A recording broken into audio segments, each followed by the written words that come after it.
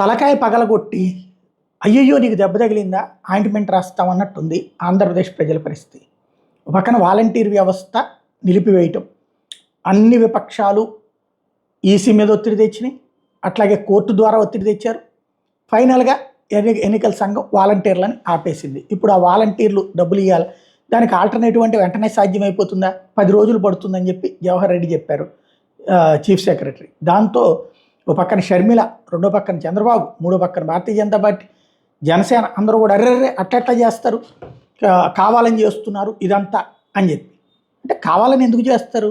బేసిక్గా 60 లక్షల మందికి ఇచ్చేటటువంటి పెన్షను 2.5 లక్షల మందికి తీసి పక్కన పెట్టేస్తే ఒక్క రోజులో మార్చి అవతల పడేయడం కుదురుద్దా?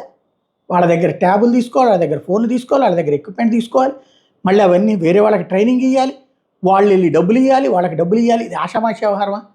బట్ ఇక్కడ తప్పు జరిగిపోయింది. ఆ